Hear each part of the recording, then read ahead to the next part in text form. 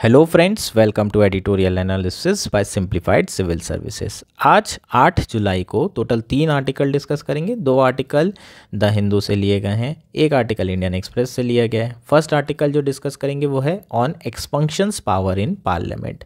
एक्सपंक्शन remarks क्या होते हैं, उससे रिलेटेड रूल्स एंड रेगुलेशंस क्या हैं, प्रोसीजर क्या है, ये सारे एस्पेक्ट अपन डिस्कस करेंगे इस आर्टिकल में। इंपॉर्टेंट है यार, मेंस के पर्सपेक्टिव से भी और प्रीलिम्स के पर्सपेक्टिव। नेक्स्ट आर्टिकल जो डिस्कस किया जाएगा वो है the problem of special packages. Special packages से रिलेटेड जो प्रॉब्लम है वो क्या क्या है डिस्कस की जाएगी, पॉलिटी के पर्सपेक्टिव से इंपॉर्टेंट है। स्पेशली जब कोलिशन गवर्नमेंट वापस आ गई है तो स्पेशल पैकेजेस की डिमांड भी वापस आ जाएगी बिहार के द्वारा, आंध्र प्रदेश के द्वारा।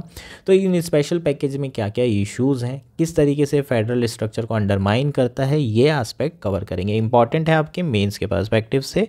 एंड लास्ट आर्टिकल तो और बहुत ज़्यादा इंपॉर्टेंट है, why Arctic wild fires are bad news for the world. एक मेंस का क्वेश्चन तैयार करेंगे, how does melting of glacier affect global climate. बहुत इंपॉर्टेंट ये आर्टिकल है। अगर आपको हमारा एनालिसिस पसंद आ रहा है तो प्लीज़ लाइक करिए, कमेंट करिए, शेयर करिए एंड सब्सक्राइब करिए। अगर आपको इसकी पीडीएफ चाहिए तो आप हमारा टेलीग्राम चैनल भी ज्वाइन कर सकते हैं, जिसकी लिंक नीचे दी गई होगी। और आप जो है directly Simplified Civil Service search कर लीजिए, उसके थ्रू भी आप हमारा चैनल ज्वाइन कर सकते हैं। आइए शुरू करते हैं हमारा एनालिसिस। हमारा फर्स्ट आर्टिकल है ऑन एक्सपंक्शंस पावर्स इन पार्लियामेंट। ये आर्टिकल द हिंदू में आया है। GS2 पॉलिटी मेंस के पर्सपेक्टिव से काफ़ी इंपॉर्टेंट आर्टिकल है, प्रीलिम्स के पर्सपेक्टिव से यार बहुत ज़्यादा इंपॉर्टेंट है। नेक्स्ट ईयर 2025 में एक्सपंक्शन से रिलेटेड आपको क्वेश्चन पूछा जा सकता है। तो प्री और मेंस दोनों एस्पेक्ट कवर करेंगे। मेंस में अगर आपको क्वेश्चन आएगा तो कैसे आ सकता है, रोल ऑफ स्पीकर का आता है और चेयरमैन का, तो उसमें आप एक्सपेंशन पावर के बारे में लिख सकते हैं। कई बार जो स्पीकर होते हैं वो एक्सपेंशन पावर का गलत इस्तेमाल करते हैं और पार्शियल और अनफेयर मैनर में इस पावर को यूज़ करते हैं। तो issues regarding speaker oblique chairman में आप ये चीज़ें लिख सकते हैं। इसके अलावा आप और कहाँ यूज़ कर सकते हैं, parliament hold accountable to executive, इससे रिलेटेड आपको क्वेश्चन 2021 मेंस में आया था। उसमें भी आप लिख सकते हैं कि एक्सपेंशन पावर के कारण कई बार जो पार्लियामेंट है वो एग्जीक्यूटिव को प्रॉपरली अकाउंटेबल होल्ड नहीं कर पाती है। अभी ये सारी चीज़ें समझेंगे तब आपको और क्लैरिटी आएगी एक्सपेंशन पावर होती क्या है, इससे रिलेटेड जो रूल्स हैं, जो प्रोसीजर्स हैं वो क्या क्या हैं। क्या member of Lok Sabha directly minister के अगेंस्ट में रिमार्क कर सकता है, ये कुछ क्वेश्चंस हैं जो इस आर्टिकल के थ्रू हम एड्रेस करेंगे। सबसे पहले शुरू करते हैं आर्टिकल और समझते हैं कि ये न्यूज़ में क्यों है, कंटेक्स्ट के बारे में बात कर लेते हैं। रिसेंटली 18th लोकसभा का फर्स्ट सेशन हुआ था और अपोजिशन काफ़ी चार्ज था, इस बार काफ़ी एक्साइटेड था क्योंकि अच्छा खासा जो है अपोजिशन ऑलमोस्ट सेम नंबर में आपको देखने के लिए मिल रहा है। कोलिशन गवर्नमेंट है, अपोजिशन स्ट्रांग होता हुआ नज़र आ रहा है और काफ़ी हीटेड डिबेट भी हमें देखने को मिली है। जो हीटेड डिबेट हुई थी उसके कारण हमें एक्सपेंशंस ऑफ रिमार्क्स भी देखने को मिले हैं, जैसे कि राज्यसभा के जो चेयरमैन हैं जगदीप धनखड़ जी, उन्होंने leader of opposition of Rajya Sabha Mallikarjun खड़गे के कुछ रिमार्क्स को डिलीट कर दिया है। ये रिमार्क्स किसके अगेंस्ट में किए गए थे, प्राइम मिनिस्टर नरेंद्र मोदी जी के और राष्ट्रीय स्वयंसेवक संघ के। इसी तरीके से लोअर हाउस में राहुल गांधी जी ने भी कुछ रिमार्क्स दिए थे और प्राइम मिनिस्टर के अगेंस्ट में और बीजेपी के अगेंस्ट में ये रिमार्क्स थे, जिसे स्पीकर ओम बिरला जी ने डिलीट कर दिया है रिकॉर्डों से। तो ये बेसिकली आपका कंटेक्स्ट है। अब जब ये डिलीट किया गया तो जो अपोजिशन लीडर्स थे और अपोजिशन के एमपीज़ थे, उन्होंने ये कहा कि अलग अलग एमपीज़ के लिए अलग अलग यार्डस्टिक रखी जा रही है। सेम चीज़ अगर गवर्नमेंट के एमपीज़, गवर्नमेंट में जो हैं वो एमपीज़ अगर बोल रहे हैं क्रिटिकली अपोजिशन के अगेंस्ट में रिमार्क कर रहे हैं तो उन वर्ड्स को डिलीट नहीं किया जा रहा है। और अगर अपोजिशन वाले प्राइम मिनिस्टर के अगेंस्ट या फिर गवर्नमेंट के अगेंस्ट कुछ कह रहे हैं तो उन रिमार्क्स को डिलीट करा जा रहा है। तो यहाँ एक डिबेट शुरू हो गई है। नाउ बात करते हैं ये एक्सपंज्ड मतलब होता क्या है। एक्सपंज मतलब होता है डिलीट करना या फिर कोई भी वर्ड्स को रिमूव कर देना। अब एक्सपंज्ड और रिमूव किया क्यों जा रहा है, डिलीट क्यों किया जा रहा है किसी भी रिमार्क्स को, ये समझते हैं। जनरली आपने देखा होगा जब भी पार्लियामेंट सेशन कभी गलती से खोला होगा तो आपने देखा होगा कि कई सारे लोग बैठे रहते हैं और उनके पास टाइपराइटर होते हैं और फटाफट टाइप कर रहे होते हैं। तो वो टाइप क्या कर रहे होते हैं, लेट्स से प्रोसीडिंग में है ना, डिबेट्स होती है, क्वेश्चंस होते हैं, तो वो हर एक चीज़ को क्या किया जाता है, रिटर्न में रिकॉर्ड में रखा जाता है। जो भी वर्बली कहा जा रहा है, जो भी एमपीज़ के द्वारा कहा जा रहा है, हर एक चीज़ को रिटर्न में रिकॉर्ड में रखते हैं। जो भी प्रोसीडिंग्स में हो रहा है उस सेशन की हर एक चीज़ रिकॉर्ड में होती है। अब एमपीज लेट से अपोजिशन एमपी बहुत ज़्यादा क्रिटिकल हैं, तो वो सारी चीज़ें जो भी उन्होंने कहा है हर एक चीज़ लिखी जाएगी। पर इन केस अगर एमपी प्राइम मिनिस्टर को एब्यूज़ कर दे तो क्या उसे भी लिखा जाना चाहिए? बिल्कुल नहीं। तो ऐसे में जो स्पीकर होते हैं लोकसभा के या फिर जो चेयरमैन होते हैं राज्यसभा के, वो कहते हैं कि प्लीज़ ये जो वर्ड्स का इस्तेमाल किया गया है इसको आप रिकॉर्ड से हटा दीजिए, और वो ये ऑर्डर देते हैं कि इन वर्ड्स को हटाया जाना चाहिए है। इसे ही हम बोलते हैं एक्सपंक्शंस पावर्स, क्योंकि ये पावर स्पीकर और आपके चेयरमैन के पास होती है, और जो रिमार्क्स को हटाया जा रहा है उसे एक्सपंज्ड रिमार्क्स कहा जाता है। चीज़ें क्लियर है? अब आर्टिकल 105 के अंदर अगर हम देखें तो जो एमपीज होते हैं उनको सर्टेन प्रिविलेज प्राप्त होते हैं और उनको फ्रीडम ऑफ एक्सप्रेशन होता है कि वो जो चाहें बोल सकते हैं। आर्टिकल 19 में तो बहुत सारी रीजनेबल रिस्ट्रिक्शन होती है, यहाँ पर इतनी ज़्यादा रिस्ट्रिक्शन नहीं होती है रिलेटिव टू आर्टिकल 19। स्टिल कोई भी एमपी अनपार्लियामेंट्री लैंग्वेज का यूज़ नहीं कर सकता, कोई भी एमपी डेरोगेटरी वर्ड्स का यूज़ नहीं कर सकता। तो जो भी फ्रीडम ऑफ स्पीच है जो कि आर्टिकल 105 में दी गई है, it is subject to other provisions of the constitution and the rule of house. तो कुछ रूल्स बनाए गए हैं जिसमें ये इंश्योर किया गया है कि कोई भी एमपी इस तरह की लैंग्वेज यूज़ ना करे, अभद्र लैंग्वेज यूज़ ना करे, जिससे जो हाउस है उसकी गरिमा को नुकसान पहुँचे। ये चीज़ें क्लियर है। So on the order of the presiding officer, that is the chairman in the upper house and the speaker in the lower house, words, phrases and the expressions which are deemed defamatory, indecent, unparliamentary or undignified are deleted or expunged from the records. So speaker के order पे या फिर chairman के order पे वो words या phrases या expression जो कि डिफॉमेटरी हैं, इनडिसेंट हैं, अनपार्लियामेंट्री हैं, अनडिग्निफाइड हैं, उन्हें डिलीट किया जाता है या एक्सपंज किया जाता है। For this purpose the Lok Sabha secretariats maintain a comprehensive list of unparliamentary words and expression. So इस पर्पस के लिए जो लोकसभा सेक्रेटेरिएट है वो अलग से एक लिस्ट बना के रखा है कि कौन कौन से अनपार्लियामेंट्री वर्ड्स हैं, और जब भी इन वर्ड्स और एक्सप्रेशन का यूज़ किया जाएगा तो जो प्रिसाइडिंग ऑफिसर होगा वो इन्हें ऑन रिकॉर्ड नहीं रखेगा और उसे एक्सपंज्ड किया जाएगा। The rules of parliamentary etiquette which are laid out to ensure discipline and decorum in Rajya Sabha says when the chair holds that particular word or expression is unparliamentary, it should be immediately withdrawn without any attempt to raise debate over it। ठीक, क्या कह रहा है कि जब भी chairman को ऐसा लगता है कि कोई एक्सप्रेशन या वर्ड अनपार्लियामेंट्री है तो उस वर्ड को इमीडिएटली क्या किया जाएगा, विड्रॉ किया जाएगा, और उस पर कोई डिबेट भी नहीं हो सकती है। वर्ड और expression held to be unparliamentary and order to be expunge by the chair or omitted from the printed debates. तो जो रिकॉर्ड किया जा रहा है, प्रिंट किया जा रहा है डिबेट्स को, उसमें से ऐसे वर्ड्स को तुरंत ही क्या किया जाएगा, रिमूव किया जाएगा, ओमिट किया जाएगा।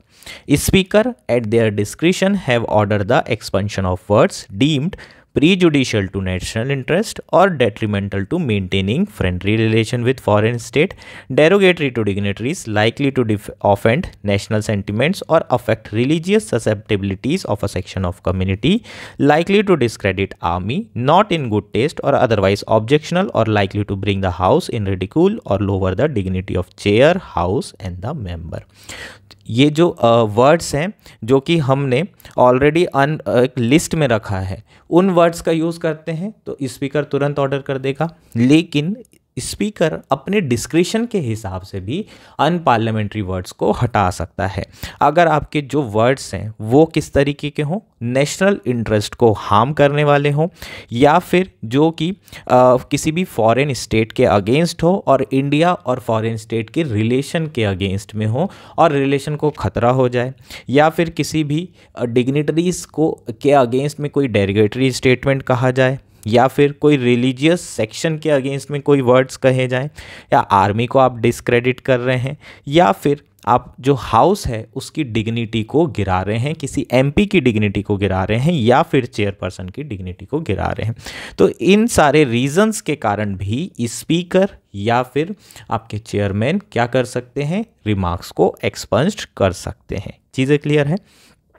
Members must withdraw objectionable remarks deemed irrelevant to debate upon the chair request and failure to comply may lead to expunction। ठीक, कई बार ऐसा होता है कि जो स्पीकर होते हैं वो तुरंत नोटिफाई कर देते हैं जो भी लीडर स्पीच दे रहा है कि आप इन वर्ड्स को नहीं बोल सकते और आप अपने इन वर्ड्स को विड्रॉ करिए।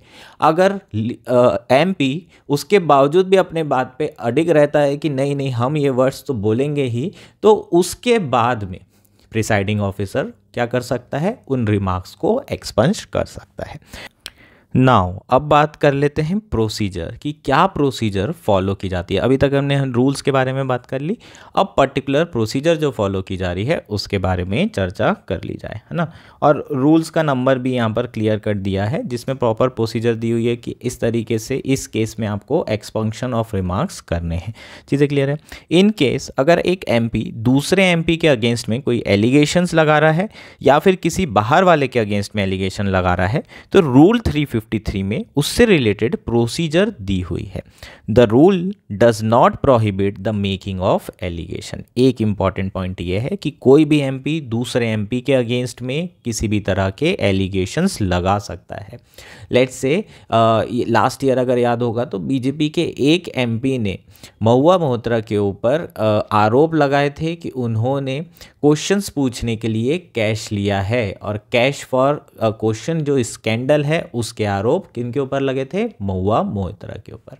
तो कोई भी एमपी किसी भी एमपी के या फिर आउटसाइडर के अगेंस्ट में एलिगेशंस लगा सकता है। इस रूल में ऐसा कुछ भी नहीं दिया है कि आप एलिगेशंस नहीं लगा सकते, लेकिन आपको कुछ चीज़ें ध्यान रखनी होगी। So the only requirement is advance notice. Advance notice किसको, प्रिसाइडिंग ऑफिसर को। सो यहाँ पर महुआ मोहत्रा की फिर से बात कर लेते हैं। जब बीजेपी के एमपी ने एलिगेशंस लगाए होंगे तो सबसे पहले उन्होंने प्रिसाइडिंग ऑफिसर स्पीकर को एक एडवांस नोटिस दिया होगा। उसके बाद क्या प्रोसीजर फॉलो की गई होगी, जो कंसर्न मिनिस्टर हैं उन्होंने इस एलिगेशंस को देखा होगा और एक इंक्वायरी कंडक्ट की गई होगी कि ये एलिगेशन सही हैं या नहीं है, और फैक्ट्स इकट्ठे किए गए होंगे उसके लिए। चीज़ें क्लियर है? कौन सी मिनिस्ट्री ने किया होगा महुआ मोहत्रा केस में, पार्लियामेंट्री मिनिस्ट्री, है ना, मिनिस्ट्री ऑफ पार्लियामेंट्री अफेयर्स, इसने किया होगा, और जो भी उसके एलिगेशन से रिलेटेड फैक्ट्स थे उसको सामने लाया गया होगा। चीज़ें क्लियर? तो ये प्रोसीजर फॉलो की जाती है जब एक एमपी दूसरे एमपी के अगेंस्ट में किसी भी तरह के एलिगेशंस लगाते हैं या आउटसाइडर के अगेंस्ट में एलिगेशंस लगाते हैं। इन केस अगर ये एलिगेशंस ना ही डिफेमेटरी है ना ही इनक्रीमेटरी है तो ये जो रूल है, ऊपर की जो प्रोसीजर है, ये यहाँ पर अप्लाई नहीं होगी। The rule does not apply to an allegation against a minister in the government. ठीक, ये रूल अप्लीकेबल नहीं है अगेंस्ट अ मिनिस्टर और गवर्नमेंट। अगर कोई एमपी किसी भी मिनिस्टर को क्रिटिसाइज़ कर रहा है या फिर उस पर कोई आरोप प्रत्यारोप लगा रहा है तो इस तरह की प्रोसीजर या फिर इस तरह के रूल्स को फॉलो करने की ज़रूरत नहीं है। क्यों नहीं है? क्योंकि council of minister is accountable to parliament, और ये बहुत नॉर्मल है कि जितने भी अपोजिशन लीडर के एमपी हैं वो कई आरोप एलिगेशंस लगाते हैं पार्लियामेंट में, और उसके लिए उन्हें कोई पर्टिकुलर प्रोसीजर फॉलो करने की ज़रूरत नहीं है। अब जो ऑफिसर्स हैं वो एक्सपंज कैसे करते हैं रिमार्क्स को, ये देख लेते हैं। How do officers expunge remarks? The speaker and the chairman are vested with the power in order to expansion of remarks under rule 261 of Rajya Sabha and Rule 380 and 381 of Rules of Procedure in Lok Sabha.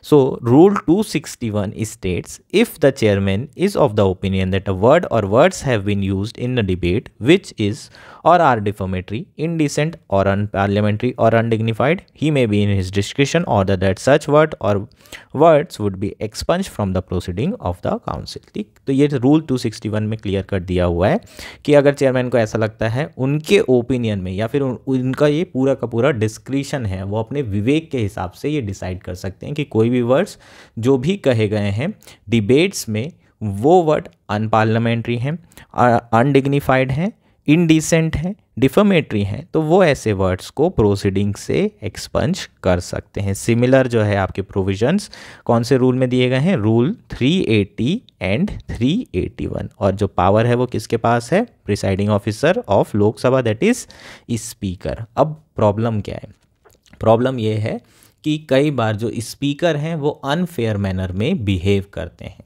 जब ministers या फिर government के MP reply कर रहे होते हैं किसी भी अपोजिशन के एमपी का, या फिर मजाक उड़ा रहे होते हैं अपोजिशन के एमपी का, तो फिर ऐसे वर्ड्स को एक्सपंज नहीं किया जाता है। और वहीं कोई एमपी जो कि अपोजिशन पार्टी का है और वो थोड़ा भी क्रिटिसाइज़ कर देता है, तो ऐसे वर्ड्स को, रिमार्क्स को एक्सपंज कर दिया जाता है।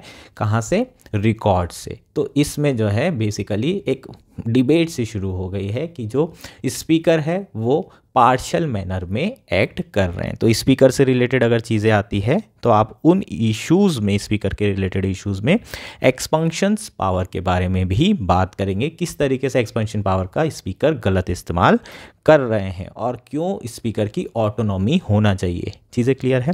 The relevance of the practice of expunging remarks has lately come in question in the digital age where expunge content remains accessible due to live telecast of proceeding and wider circulation of screenshot videos on the social media. Recently ये जो expunging remarks हैं, इसकी जो practice है वो बहुत ज़्यादा news में रहती है, क्योंकि पहले तो प्रोसीडिंग होती थी पता ही नहीं चलता था, लेकिन डिजिटल एज में कौन क्या कह रहा है ये सारी चीज़ें पता चल जाती है और इस पर डिबेट शुरू हो गई है कि जो स्पीकर है वो पार्शियल मैनर में एक्ट कर रहा है। अगर एक्सपंक्शन होता है तो क्या हो रहा है, बेसिकली यहाँ जो अपोजिशन एमपी हैं उनकी बातों को काटा जा रहा है। अल्टीमेटली गवर्नमेंट को अकाउंटेबल कर रहे थे जो अपोजिशन वाले, वो अकाउंटेबल नहीं कर पाएंगे। तो ओवरऑल जो पार्लियामेंट है वो बेसिकली किसको अकाउंटेबल नहीं कर पा रहा है, एग्जीक्यूटिव को। तो ये भी आप चीज़ें लिख सकते हैं अगर मेंस में आपको अकाउंटेबिलिटी से रिलेटेड क्वेश्चन आता है तो। चीज़ें क्लियर है क्या? ये बेसिकली पूरा आर्टिकल था। प्रीलिम्स में आपको पूछ ही सकते हैं, मेंस में भी आपको आ सकता है। डायरेक्ट क्वेश्चन नहीं आएगा, आपको इसी तरह के क्वेश्चन आएंगे, स्पीकर का रोल या फिर parliament, how parliament makes accountable the executive, उसमें आप ये सारी चीज़ें लिखेंगे। होपफुली ये चीज़ें आपको क्लियर है। हमारा नेक्स्ट आर्टिकल है the problem of special packages. ये आर्टिकल द हिंदू में आया है। GS2 पॉलिटी मेंस के पर्सपेक्टिव से काफ़ी इंपॉर्टेंट आर्टिकल है, प्रीलिम्स के पर्सपेक्टिव से भी इंपॉर्टेंट है। कुछ आर्टिकल्स के बारे में बात करेंगे कॉन्स्टिट्यूशन के, और फाइनेंस कमीशन के बारे में बात करेंगे। ये सारे एस्पेक्ट आपको प्रीलिम्स में पूछे जा सकते हैं। तो प्री और मेंस दोनों पर्सपेक्टिव से आर्टिकल काफ़ी ज़्यादा रेलेवेंट है। आर्टिकल में हम स्पेशल पैकेजेस के बारे में बात करेंगे जो स्टेट्स रिसेंटली डिमांड कर रहे हैं। नाउ आर्टिकल शुरू करते हैं। कोलिशन पॉलिटिक्स यूनियन लेवल पर वापस आ चुकी है। इसका मतलब गठबंधन की सरकार वापस आ चुकी है। 2014 और 19 में बीजेपी सिंगल लार्जेस्ट पार्टी थी और उनके पास मैजिकल नंबर भी था, 272+1 पार्लियामेंट्री मेजॉरिटी थी। इसका मतलब अगर एनडीए कोलिशन जो कि 2014 और 19 में था, उसमें कोलिशन पार्टनर्स सारे के सारे अपना साथ सपोर्ट हटा भी देते तो भी बीजेपी की सरकार नहीं गिरती। लेकिन 2024 में चीज़ें बदल गई है। अब बीजेपी लार्जेस्ट पार्टी तो है लेकिन उनके पास मैजिकल नंबर नहीं है, केवल 240 सीट्स हैं और 32 शॉर्ट ऑफ मेजॉरिटी है। अब ये जो मेजॉरिटी से 32 सीटें कम है वो कौन दे रहा है इन्हें? कोलिशन पार्टनर्स दे रहे हैं। कौन? जैसे कि आपके तमिलनाडु की जो टीडीपी पार्टी है, तेलुगु देशम पार्टी, वो कुछ एमपीज़ उनका सपोर्ट है, प्लस जेडीएस जो कि बिहार की है, जनता दल यूनाइटेड जेडीयू जो कि बिहार की है, नीतीश कुमार की जो पार्टी है वो सपोर्ट कर रही है। अगर ये दोनों पार्टी ने सपोर्ट हटा लिया तो बीजेपी की जो एनडीए गवर्नमेंट है वो बेसिकली सरकार नहीं बना पाएगी और सरकार में नहीं रह पाएगी। तुरंत जो है सरकार को इस्तीफा देना पड़ेगा और फिर अल्टरनेटिव गवर्नमेंट बनाई जाएगी। तो कहीं ना कहीं जब कोलिशन गवर्नमेंट आती है तो एक चीज़ तो क्लियर है, जो रीजनल पॉलिटिक्स है या रीजनल पार्टीज़ हैं इनकी पावर बढ़ जाती है। क्लियर है ना, स्पेशली जो रीजनल पार्टीज़ गवर्नमेंट के साथ में है, कोलिशन बना रही है। 1991 के बाद जब आपकी नरसिम्हा राव गवर्नमेंट बनी थी तब भी जो है कोलिशन की सरकार थी, माइनॉरिटी गवर्नमेंट थी। उसके बाद फिर आपके अटल बिहारी वाजपेयी कोलिशन सरकार, उसके बाद आपकी यूपीए 1 यूपीए 2 कोलिशन गवर्नमेंट, फिर 10 साल के ब्रीफ पीरियड में आपकी सिंगल पार्टी डोमिनेंस था बीजेपी का, एंड देन अगेन वापस अब कोलिशन। तो पिछले 10 साल में एक चीज़ हमें देखने को मिली कि जो रीजनल पार्टीज़ है उनकी पावर धीरे धीरे कम हो गई है, उनका से धीरे धीरे कम हो गया है। इसके अलावा आपको और भी चीज़ें देखने को मिली होगी, जैसे कि आर्टिकल 356 का इनडिस्क्रिमिनेट यूज़ किया गया है, प्रेसिडेंट रूल लगाने का बहुत ज़्यादा इस्तेमाल किया गया है। जहाँ पर भी नॉन बीजेपी गवर्नमेंट हुआ करती थी वहाँ पर बीजेपी की सरकार बनाने की कोशिश की गई है, चाहे एमपी हो चाहे महाराष्ट्र हो, और अलग अलग स्टेट में हम ये टेंडेंसीज़ देख सकते हैं। तो बेसिकली जो फेडरलिज्म है, जो फेडरल टेंडेंसी है वो धीरे धीरे ख़त्म होने लगी थी जब सिंगल पार्टी डोमिनेंस था 14 से 24 के बीच में। लेकिन अब कोलिशन गवर्नमेंट आ गई है तो एक हाइपोथेसिस जो हम यहाँ टेस्ट कर सकते हैं वो ये है कि जब भी कोलिशन गवर्नमेंट आएगी तो रीजनल पार्टी स्ट्रांग होगी और इस तरीके से आर्टिकल 356 का इनडिस्क्रिमिनेट यूज़, गलत इस्तेमाल बिल्कुल भी नहीं होगा, और जो फेडरल स्ट्रक्चर होगा वो ब्लूम करेगा या फिर ब्लॉसमिंग होगा या फिर बेहतर होता चला जाएगा, फेडरल स्ट्रक्चर अच्छा होता चला जाएगा। तो ये हाइपोथेसिस ही हम यहाँ पर टेस्ट करेंगे। अब बेसिकली क्या होगा कि जो टीडीपी है ना, उसको स्पेशल स्टेटस चाहिए आंध्र प्रदेश के लिए, और जो आपका बिहार है उसको भी स्पेशल स्टेटस चाहिए, है ना, स्पेशल कैटेगरी स्टेटस चाहिए बेसिकली, कि हम पिछड़े राज्य हैं, हमें स्पेशल कैटेगरी स्टेटस मिलना चाहिए। लेकिन चूँकि हम डिस्कस कर चुके हैं स्पेशल कैटेगरी स्टेटस के बारे में और इसमें एक क्राइटेरिया होते हैं, वो दोनों स्टेट फुलफिल नहीं कर रहे हैं, जैसे कि हिली स्टेट होना चाहिए, ट्राइबल स्टेट होना चाहिए। ये दोनों ही क्राइटेरिया ना ही आंध्र प्रदेश पूरा कर रहे हैं और ना ही आपका बिहार। तो इनको क्या करेंगे, स्पेशल पैकेजेस दिए जाएंगे। अब जो स्पेशल पैकेजेस हैं वो कौन दे रहा है, केंद्र सरकार, क्योंकि कुछ ना कुछ तो देना पड़ेगा। अगर इन्हें नहीं दिया गया तो ये तो सरकार गिरा देंगे। तो अब केंद्र सरकार को स्पेशल पैकेजेस या फिर इनकी डिमांड माननी पड़ेगी। तो बेसिकली जो रीजनल पार्टी है उनका से उनकी पावर हमें बढ़ती हुई दिखाई दे रही है। कोई भी फेडरल स्ट्रक्चर को अगर नर्चर करना है तो आपको properly fiscal boundaries, principle of assignment of taxes and the basis for grants, ये सारी चीज़ें डिसाइड करनी होती है इन ट्रांसपेरेंट और ऑब्जेक्टिव मैनर। कोई भी स्टेट को कितने रिसोर्सेज डिवॉल्व किए जाएंगे, ये सारी चीज़ों के लिए एक प्रिंसिपल होना चाहिए। ऑब्जेक्टिवली ये चीज़ें डिसाइड होना चाहिए, पॉलिटिक्स के हिसाब से डिसाइड नहीं होना चाहिए। ऐसा नहीं होना चाहिए कि किसी स्टेट में बीजेपी की सरकार है, केंद्र में भी बीजेपी, तो उन्हें ज़्यादा रिसोर्सेज मिले। किसी स्टेट में कांग्रेस है, केंद्र सरकार में बीजेपी, तो उस स्टेट को रिसोर्सेज ही प्रोवाइड ना किए जाएं। तो इस तरीके से अगर आप फेडरल स्ट्रक्चर को नर्चर करना चाहते हैं तो आपको क्या करना पड़ेगा, आपको ऑब्जेक्टिव मैनर पे रिसोर्सेज डिवॉल्व करने पड़ेंगे, आपको देने पड़ेंगे। और इसी चीज़ को करने के लिए बेसिकली, है ना, चूँकि इंडिया में बहुत डाइवर्सिटी है, अलग अलग स्टेट्स हैं, साउथ में लिंग्विस्टिक डाइवर्सिटी है, नॉर्थ ईस्ट अलग इशू है, तो अलग अलग स्टेट में अलग अलग डाइवर्सिटी को एड्रेस करने के लिए, असिमेट्रिक फेडरलिज्म की प्रॉब्लम को एड्रेस करने के लिए अलग अलग कॉन्स्टिट्यूशन प्रोविजंस दिए गए हैं, जिसमें सबसे इम्पॉर्टेंट प्रोविज़न है कौन सा, फाइनेंस कमीशन से रिलेटेड है। ठीक, आर्टिकल 280 में फाइनेंस कमीशन को कॉन्स्टिट्यूट करने की बात की गई है।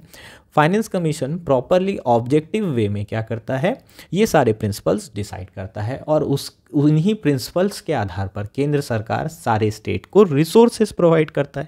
इसके अलावा असिमेट्रिक फेडरलिज्म को एड्रेस करने के लिए कुछ प्रोविजंस हैं कॉन्स्टिट्यूशन में, जैसे कि आर्टिकल 370 तो हटा दिया है अभी, लेकिन 371 से ए से एच तक के नॉर्थ ईस्ट के कुछ स्टेट, आंध्र प्रदेश, महाराष्ट्र के कुछ पोर्शन में अलग अलग स्पेशल प्रोविजंस दिए गए हैं, स्पेशल स्टेटस इन राज्यों को दिया गया है। ठीक, तो यहाँ हम कॉन्स्टिट्यूशन के प्रोविज़न के बेसिस पे ऑब्जेक्टिविटी, ट्रांसपेरेंसी और स्टेबिलिटी दे रहे हैं।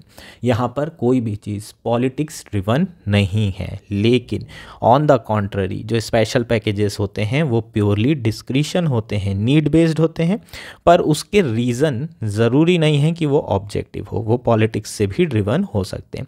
हालांकि कॉन्स्टिट्यूशन में आर्टिकल 282 में एडिशनल ग्रांट की बात की गई है, which falls under the miscellaneous financial provision. ठीक, तो इसी आर्टिकल 282 के अंदर स्पेशल पैकेजेस या फिर स्पेशल ग्रांट्स केंद्र सरकार के द्वारा दी जाती है। तो ये आपको ध्यान रखना होगा यार, प्रीलिम्स में ये चीज़ें आपको पूछी जा सकती है। Article 282 more often than not they are result of bargaining power of some state level political parties that can till the scalps of parliamentary majority.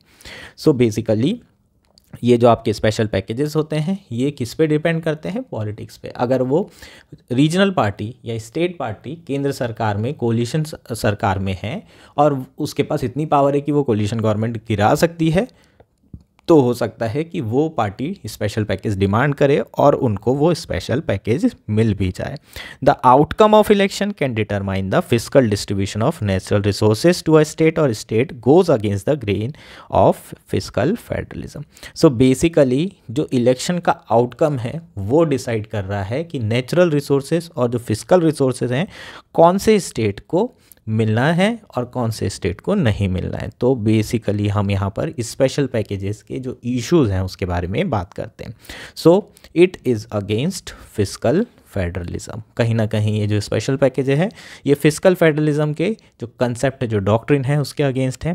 Therefore it weakens the federal structure. तो हमारी जो hypothesis थी, hypothesis क्या थी कि coalition government बनेगी तो physical federalism या फिर फेडरल स्ट्रक्चर नर्चर होगा, ब्लूम करेगा, लेकिन यहाँ तो ऐसा हो नहीं रहा है। एक स्टेट को फ़ायदा हो रहा है और बाकी स्टेट्स को नुकसान हो रहा है। उससे सेसेशनिस्ट टेंडेंसी बढ़ सकती है और अलग अलग स्टेट प्रोटेस्ट भी कर सकते हैं। So it is injustice towards the more needy states. जो ज़्यादा नीडी स्टेट हो उनके अगेंस्ट में ये क्या है? एक इनजस्टिस है। अगर आप एक स्टेट को रिसोर्सेज ज़्यादा देंगे तो ऑब्वियसली किसी और स्टेट से के रिसोर्सेज को कम करेंगे, तो यहाँ पर अपॉर्चुनिटी कॉस्ट बहुत ज़्यादा हाई है और जो नीडी स्टेट्स है जिन्हें रिसोर्सेज मिलने चाहिए थे उन्हें नहीं मिल रहे। Therefore it weakens democracy, some same party in centre और सेम इन स्टेट्स। इस तरह की टेंडेंसी डेवलप हो जाएगी। जो लोग होंगे वो हमेशा केंद्र में और राज्य में सेम सरकार बनाने की कोशिश करेंगे, जिसे हम डबल इंजन की सरकार भी बोलते हैं। और उसी तरीके से वोट करेंगे तो जो रीजनल पार्टी है उनका जो रोल है वो ख़त्म हो जाएगा और उससे डेमोक्रेसी थ्रेटन होगी, डेमोक्रेसी वीक होगी। और ये किसके अगेंस्ट में होगा? कॉन्स्टिट्यूशनल मॉरलिटी के अगेंस्ट में होगा। डेमोक्रेसी के अगेंस्ट में तो democratic value basically constitutional morality के अंदर आती है और फिर वो कॉन्स्टिट्यूशनल मॉरलिटी के ये सारी चीज़ें अगेंस्ट में होगी। सो हमारी जो हाइपोथेसिस है जिसमें हम ये कह रहे थे कि कोलिशन गवर्नमेंट आएगी तो फेडरल स्ट्रक्चर स्ट्रांग होगा, वो यहाँ पर नहीं हो रहा है। फेडरल स्ट्रक्चर नहीं हो रहा है लेकिन कुछ स्टेट को फ़ायदा मिल रहा है at the expense of other states. ठीक है। सो 282 आर्टिकल के अंदर जो ग्रांट रिकमेंडेशन है ये 4 टाइम्स है, 4 times to the grant recommendation by finance commission. और ये जो स्पेशल पैकेज की डिमांड है इससे ओवरऑल जो है जो फिजिकल फेडरलिज्म है उसके फाउंडेशंस वीक होते जा रहे हैं। ये होपफुली आर्टिकल आपको क्लियर हो गया होगा। ये बेसिकली हमारा आर्टिकल था। हमारा नेक्स्ट और आज का लास्ट आर्टिकल है why Arctic wild fires are bad news for the world. Indian Express में आर्टिकल आया है। GS3 एनवायरनमेंट मेंस के पर्सपेक्टिव से बहुत इंपॉर्टेंट आर्टिकल है, प्रीलिम्स के पर्सपेक्टिव से भी इक्वली इंपॉर्टेंट है। एक टर्म के बारे में बात करेंगे, आर्टिक एम्प्लीफिकेशन। ये टर्म आपको पूछा जा सकता है, ये आर्टिक एम्प्लीफिकेशन क्या होता है इसके बारे में चर्चा करेंगे। प्रीलिम्स के लिए इंपॉर्टेंट है, 2025 प्री के लिए। मेंस का एक क्वेश्चन भी तैयार कर लेते हैं यार, कैसा क्वेश्चन आ सकता है? How does melting of glaciers in Arctic ocean affect the global climate. इस तरह का मेंस में क्वेश्चन भी आ सकता है। तो ये दोनों चीज़ों को कवर किया जाएगा, दोनों एस्पेक्ट कवर करेंगे। शुरू करते हैं आर्टिकल। आर्टिक में रिसेंटली वाइल्ड फायर्स हमें देखने को मिल रही है और बहुत इंटेंस वाइल्ड फायर्स देखने को मिल रही है।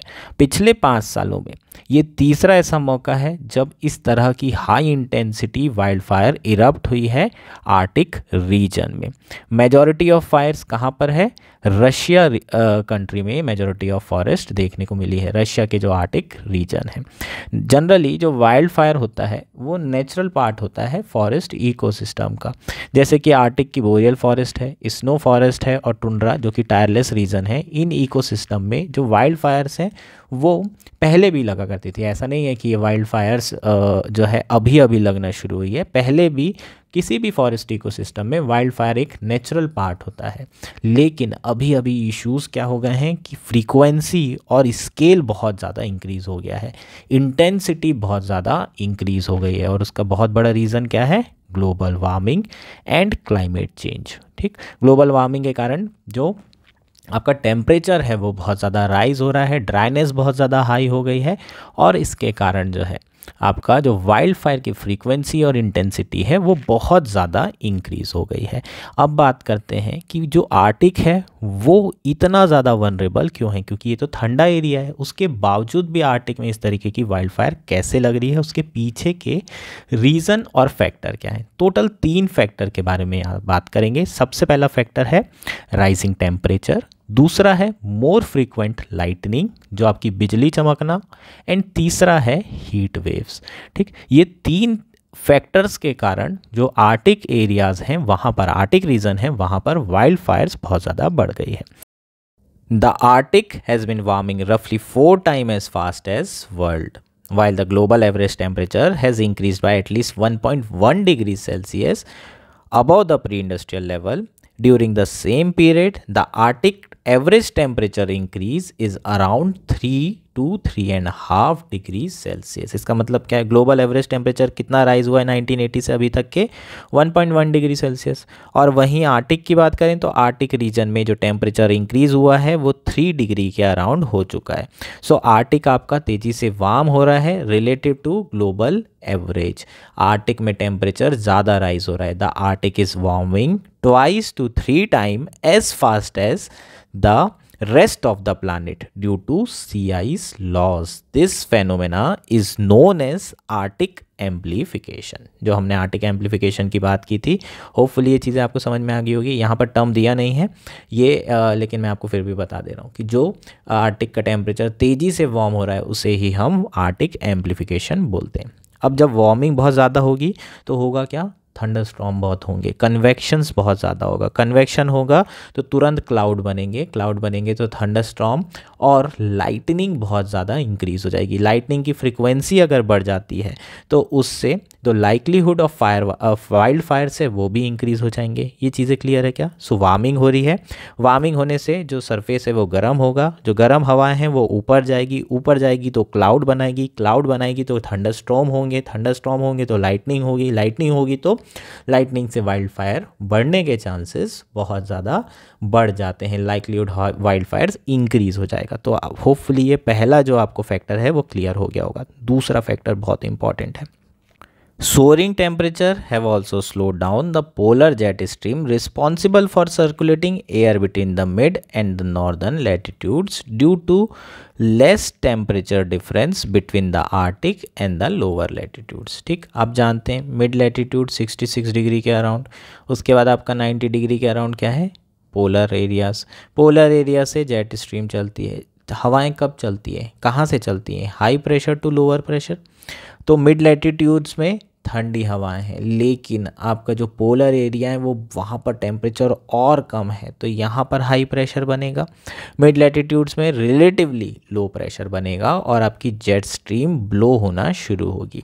अब क्या हो रहा है कि जो आर्टिक एरिया है यहाँ पर टेम्परेचर बहुत ज़्यादा राइज हो रहा है, तो जो मिड लैटिट्यूड एरिया में टेम्परेचर है ऑलमोस्ट वही टेम्परेचर कहाँ पर है? आपका पोलर रीजन में। तो टेम्परेचर डिफरेंस ही ख़त्म हो गया तो हाई प्रेशर लो प्रेशर नहीं बनेगा। As a result polar jet stream often get stuck in the one place bringing unseasonably warm weather to the region। ऐसे में होगा क्या, जो आपकी पोलर जेट स्ट्रीम है वो बन भी गई है तो वो बेसिकली क्या होगी, कहीं एक रीजन में स्टक हो जाएगी, वहीं पर आगे पीछे घूमने लगेगी। और जो वो ब्लो हो रही थी पूरा, है ना, किस तरीके से ब्लो हो रही थी आपकी, ये आपका अर्थ है, और इस तरीके से आपकी जेट स्ट्रीम ब्लो हो रही थी और सर्कुलेशन कर रही थी हवाओं का पोलर एरिया से मिड लैटिट्यूड एरिया में। ये सर्कुलेशन बंद हो जाएगा, ओवरऑल टेम्परेचर एक एरिया का बढ़ जाएगा। जिस एरिया का टेम्परेचर बढ़ेगा वहाँ पर इंटेंस हीट वेव आएगी, और हीट वेव आएगी तो उसके कारण वाइल्ड फायर होंगे। सो आपका 3 रीज़न है कि वाइल्ड फायर बढ़ रहे हैं। राइजिंग टेम्परेचर, जिसके कारण फ्रीक्वेंट लाइटनिंग हो रही है, और हीट वेव्स आ रही है पोलर जेट स्ट्रीम के क्या होने के कारण, ऑलमोस्ट स्लो डाउन होने के कारण। अब ये जो आर्टिक वाइल्ड फायर है ये ग्लोबल वार्मिंग कैसे स्पाइक कर रही, ग्लोबल वार्मिंग कैसे बढ़ा रही है, इसे समझते हैं। जब भी आपकी वाइल्ड फायर बर्न होती है तो वाइल्ड फायर होती है तो आपके वेजिटेशन बर्न्स होते हैं, ऑर्गेनिक मैटर बर्न होते हैं, और इसमें जो ग्रीन हाउस गैसेस ट्रैप होती हैं वो सारी की सारी रिलीज़ हो जाती हैं। इसमें मेनली जो CO2 होता है, कार्बन डाइऑक्साइड, वो एटमॉस्फेयर में रिलीज़ हो जाता है। और अगर हम देखें तो जितना फॉसिल फ्यूल से हम एक साल में बर्न करके CO2 एमिशन नहीं कर रहे हैं, उतना एक फॉरेस्ट फायर में एमिशन हो जाता है। तो इतना जो है ज़्यादा ग्लोबल, मतलब आपका ग्रीन हाउस गैस अगर एमिशन बढ़ रहा है तो ग्लोबल वार्मिंग का खतरा कितना ज़्यादा बढ़ गया है अगर वाइल्ड फायर होती है। तो चीज़ें क्लियर है। इसके अलावा और क्या इशू होते हैं, जब भी आपका आर्टिक रीजन में टेम्परेचर बढ़ता है उससे आइस मेल्टिंग होती है, परमाफ्रोस्ट मेल्टिंग होती है। परमाफ्रोस्ट बेसिकली सॉइल का एरिया होता है ना, फ्रोज़न सॉइल एरिया होता है, ठीक। इसके अंदर पे, है ना, फ्रोज़न सॉइल एरिया के अंदर बहुत सारी ग्रीन हाउस गैसेस होती हैं, जैसे कि CO2 और मीथेन, स्पेशली मीथेन होती है। जैसे ही ये सॉइल, ये जो परमाफ्रोस्ट है, ये धीरे धीरे मेल्ट होना शुरू होगा, CH4 आपका एनवायरनमेंट में रिलीज़ होना शुरू हो जाएगा। और CH4 क्या है, ग्रीन हाउस गैस है। तो ग्रीन हाउस गैस का एमिशन बेसिकली इंक्रीज़ होते जा रहा है। तो यहाँ पर आपको एक पॉजिटिव फीडबैक देखने को मिल रहा है। इसका मतलब आपने ग्लोबल वार्मिंग के कारण जो टेम्परेचर इंक्रीज़ हुआ उससे बेसिकली आपका आर्टिक रीजन वार्म हुआ, आर्टिक रीजन और वार्म होगा तो मेल्टिंग होगी तो ग्रीन हाउस गैस एमिशन बढ़ेगा, और ग्रीन हाउस एमिशन बढ़ेगा तो ग्लोबल वार्मिंग बढ़ेगी। समझ में आ रहा है कि ये साइकिल कंटिन्यू होने लगती है, और जो चीज़ जो है रिलेटिवली स्लो स्पीड से चल रही थी, अगर वो चीज़ें आर्टिक रीजन में मेल्टिंग के कारण और तेज़ हो जाएगी। चीज़ें क्लियर है क्या?